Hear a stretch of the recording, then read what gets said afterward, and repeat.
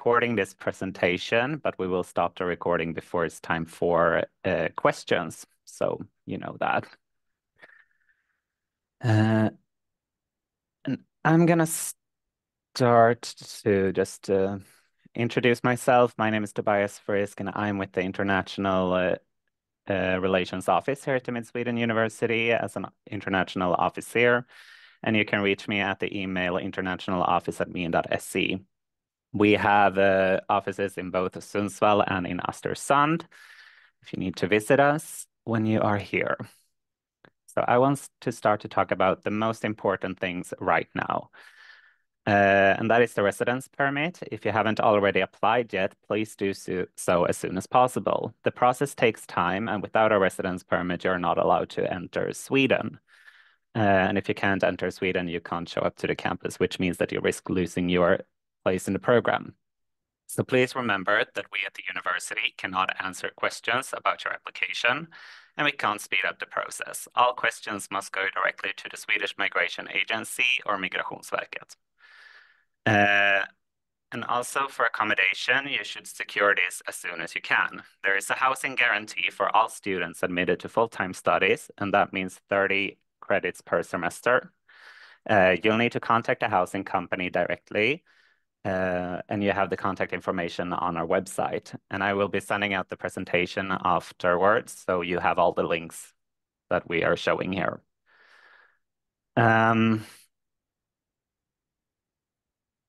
So yeah, some important days. We are arranging introduction days on Thursday, August 28th and Friday, August 29th, right before the semester begins. You will receive more details later in the summer, and you will be able to sign up if you wish to participate. These days are a great opportunity to get to know the university, meet other international students and even some Swedish ones, as well as to learn more about student life, your campus city, and Sweden in general. Please note that we do not offer arrival service, so you need to plan your arrival yourself, but both Sundsvall and Östersund have airports and train stations. The semester officially begins on Monday, September 1st.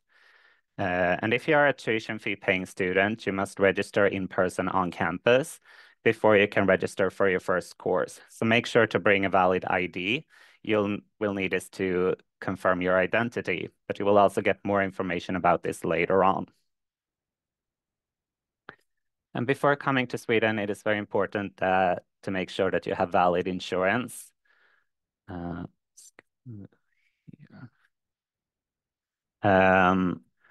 You know, insurance that covers yourself, your belongings, and your accommodation.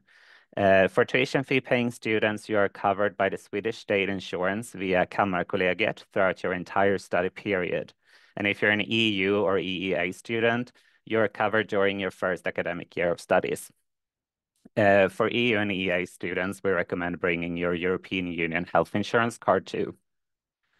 The insurance for Kammarkollegiet covers mainly emergency medical and dental care. So I strongly recommend that you visit Kammarkollegiet's website to see what that is or what isn't included.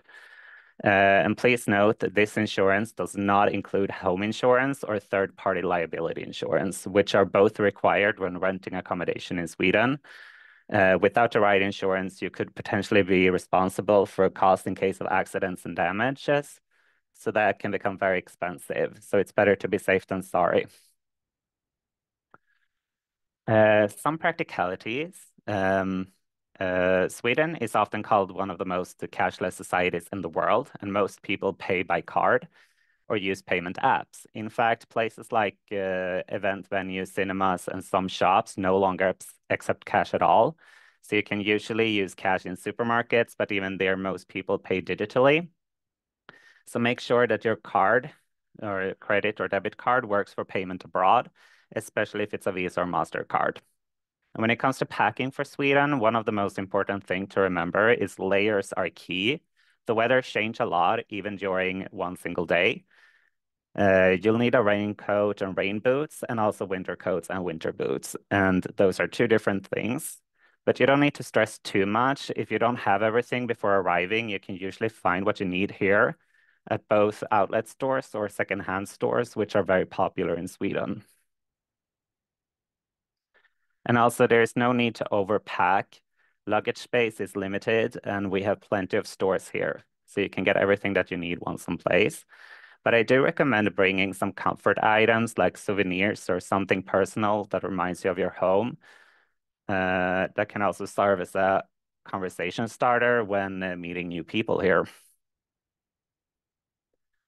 And Sweden has four very different seasons with its own typical weather.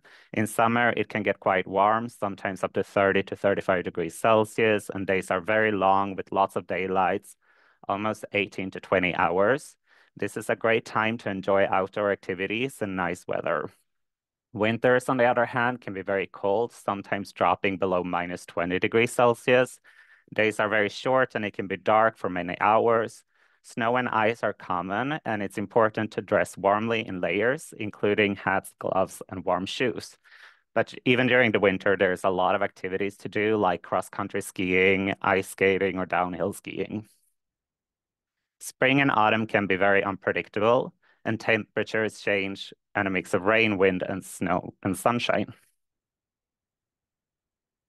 Because of the wind and chill humidity, the feels like temperature can be quite different from the actual temperature. So always check that before you go outside. It may say that it's 18 degrees outside, but due to wind and humidity, it might feel like 13 or less. And this is mostly important during the winter when it can vary a lot.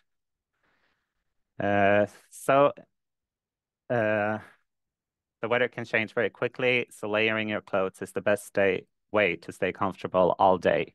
And also in Sweden, we have an expression, there is no bad weather, only bad clothing. Uh, some short about holidays. Unlike many other countries, there is no official school holiday breaks during the academic year in Sweden, not even for Christmas. But don't worry, during the holiday seasons, you usually won't have scheduled lectures or seminars. Instead, you might get preparatory assignments such as reading, writing a paper, or studying for an upcoming exam. Teachers are usually off during this time too, and since it's Christmas, workload is usually adjusted to allow students for some time off to enjoy the holidays too. In Sweden, public holidays are called red days because they're marked red in calendars. On these days, many offices and shops are closed or have limited hours. It's a good idea to add Swedish holidays to your digital calendar. Most phones and apps allow you to add national holidays as a calendar layer, or pick up a student calendar once you get here. In the autumn and early winter, important public holidays include All Saints' Day, usually around the same time as Halloween, Christmas and New Year's, which is the biggest holiday period, and the 13 days of Christmas, Epiphany, which is also public holidays. But there are also some fun cultural celebrations that aren't public holidays, like the Cinnamon Bun Day on October 4th, which is a day where we eat cinnamon buns, and Saint Lucia Day in December, a beautiful Swedish tradition with candles and singing. If you have any sort of special needs or challenges related to studying or learning, there is support available. Mid Sweden University offers a range of services to make sure that all students have equal opportunities to succeed.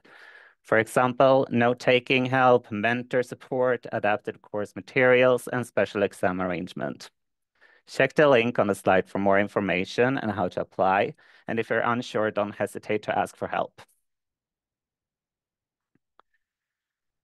Um, During the summer, you will be able to create your student account, which is usually about 30 days before the semester begins, so around August 1st.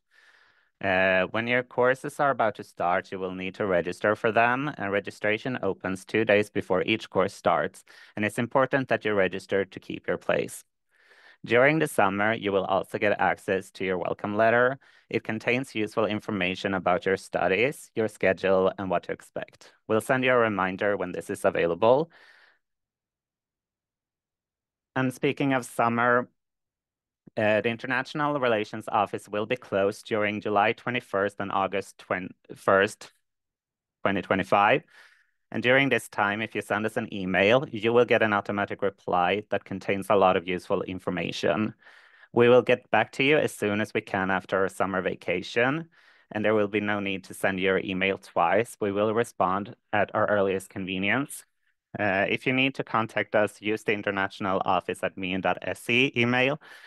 Um, I'm usually monitoring that one, so if you send an email, I will get back to you as soon as possible.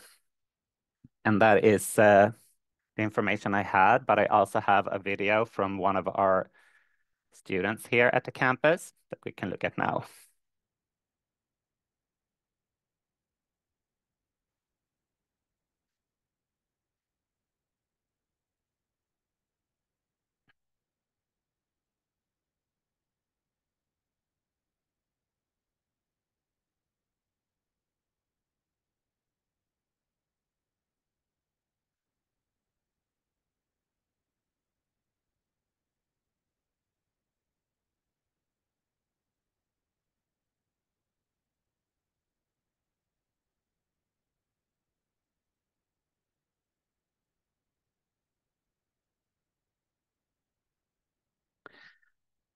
That was our student Anna that shows her experience from her studies, and she's studying ecotechnology in Östersund. I'm going to stop sharing here, and I am going to leave the word for our international student ambassador, Runa, who is going to talk about her experience now. Yes, good morning, everyone. Or good evening, wherever you are. I'll just try sharing my screen as well. So I think now you've heard a bit more of the official part, and I'll talk a bit more about my experience of being a student at Mid-Sweden University. Um, I moved to Sweden from Germany, and I'll just quickly go through how I ended up here at Mid-Sweden University, then talk a bit about the student kickoff weeks, which is a pretty big thing and which you already saw briefly in Anna's video. A bit of student life in Sundsvall, because I'm sitting in Sundsvall. So the video that you just saw right now is from Östersund, and I'll add the Sundsvall perspective. A bit of studying at Mid-Sweden University, life in Mid-Sweden, how it is to move here, and some useful links that I've collected. So stay tuned. I'm studying the master's program, Master by Research in Media and Communication Science, here in Sundsvall. And as probably all of you, I applied in January, but a year ago. Then I got accepted. So those steps you've all already gone through. Um, and in case you haven't looked at a map yet, which I really hope you did, I added one here. So the green dot here is Sundsvall, where I'm living. And then over here you have Östersund. And I also added a map of Sundsvall. So if you're thinking of moving here, or if you are planning, hopefully, to already move here, then this is what it looks like. And there's the campus over here. There's a bit of student housing on the campus. A lot of the international exchange students that are only here for one semester are living here in an area called Naksta, which is mostly shared housing. And then there's also student housing here by the lake, which is a bit further from the city. Um, yeah, and then I moved to Sundsvall about a year ago in August 2024 and joined the university's introduction days.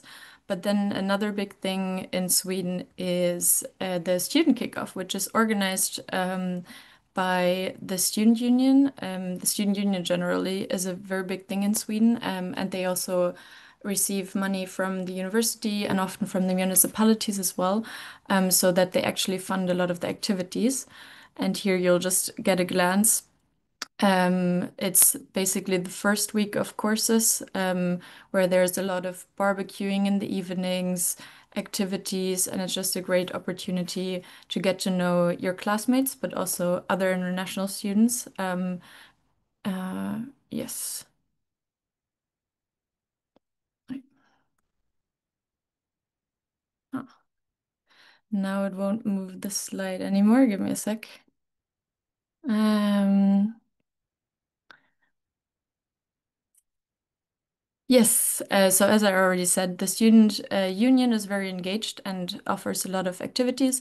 In Sundsvall, they also have a student pub, and I think, if I'm not mistaken, it's the same in Östersund.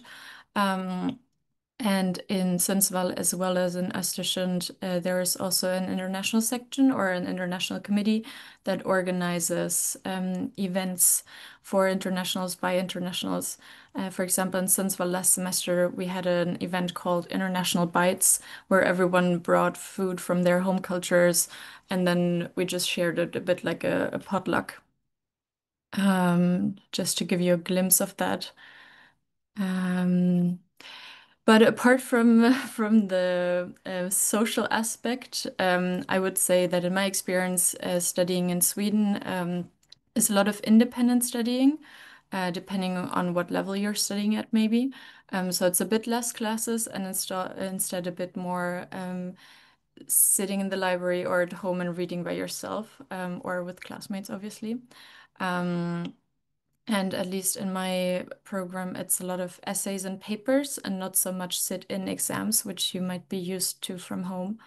And also something that I really had to get used to is being on a first name basis with the teaching staff. I think it took me quite a while to get used to that. Um, and then I added some pictures. I think that was a good point that Tobias had in his presentation, that it's always important to layer up and to never expect that it will be warm, because it might be very warm during the day, but as soon as the sun set, it gets cold. So all the pictures you see here are from like August or September, but you see that everyone is still wearing long clothes and jackets. Um, but it's very bright. It's a lot of sun. Or I tend to forget how late it is getting because it's so much light. And in winter, it's a bit the opposite. It's a lot of snow and a lot of dark. Um, but the international students from Sundsvall went to Östersund last semester, so in fall 2024, and the internationals from Östersund went to Sundsvall, so we had a bit of an exchange and went sleighing. And then another thing that is good about the fact that it's dark so much is that you get to see a lot of northern lights. I think when I moved here, we got very lucky. Um, and I hope that it will be the same for you, because that's really an incredible thing to see here in Sweden. Um, so And then I also added some links that you might find useful. It's a bit more like contact points. So I don't know if you've already received the link for the WhatsApp chat. It's for internationals in Sundsvall. I also added a QR code, so please feel free to join. In the past semesters, we've often organized events through the chat, or also if you have questions, you're more than welcome to ask them there, because there's also people from the student union that know a bit more about the housing, or not more, but that they can help with the housing process, for example, or translating documents. Exactly. So you're welcome to ask there as well. And you might realize that it's a lot of Erasmus students. So there's a lot going on in the group at some points. And then I've also added the Instagram accounts of the student union in both Sundsvall and Östersund, and of the international section and the international committee, so that you can get a bit of an idea of what it looks like and what kind of events you can expect. And as Tobias already pointed out, you can always ask everyone. Everyone is very open, I would say, and is very willing to help, because it's hard already to move within Sweden and to move to a new city. But you have that doubled or tripled moving from countries from all over the planet. So feel free to just ask questions, is what I would like to add here. And that was my presentation. Thank you so much for listening.